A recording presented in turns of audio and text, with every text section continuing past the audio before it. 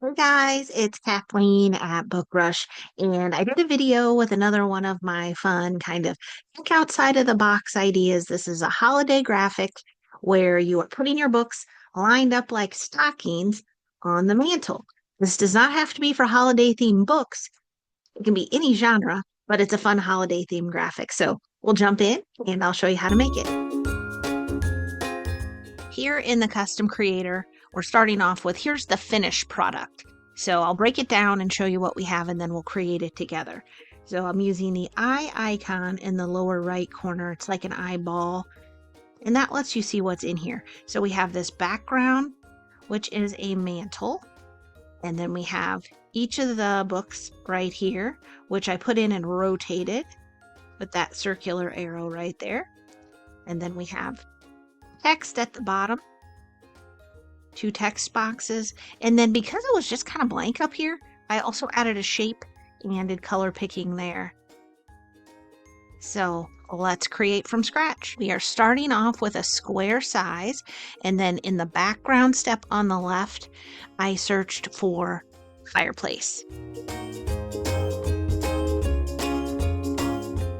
I'm choosing this one now. These images all sourced from Pixabay, and you can click these three little dots here in the upper right corner of the thumbnail to hyperlink to the license and source if you want to see that. And then since this was kind of a vertical image, and I really just wanted the mantle, came over here on the left and used the eye icon so I can see what's outside, and then I'm just dragging. You can also double click and resize with the slider over here. And I really want just this fireplace across here and our mantle. So there's that part. Next, we'll add the books, which are going to be the stocking. So click book template on the left, and I'm choosing a physical book. And I want a pretty straight facing one for this example.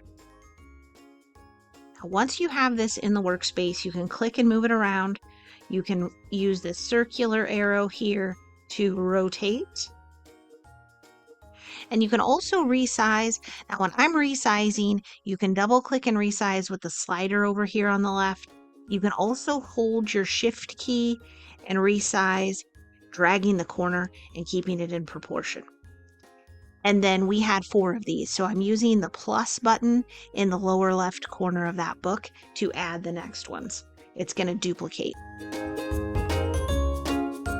And then we'll rotate each of these.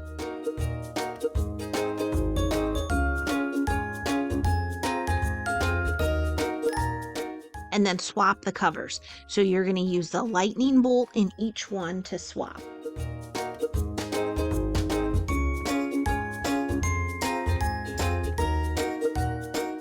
Once I have those on there, I can come back to the left and add a text box. Click add a new text box, and I'll put my wording in here. Clicking edit text style, I'm going to resize that and make it a little bit smaller.